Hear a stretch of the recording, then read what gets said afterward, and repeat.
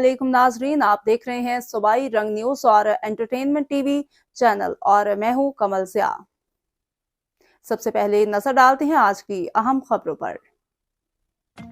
मंडी सादेगंज मां पर तशद्दुद का वाक़या, न ज़मीन फटी न आसमान गिरा। मंडी सादेगंज के नवाही गांव झोंक नसराना में बदबख्त बेटे ने मां को शदीद तशद्दुद का निशाना बना डाला।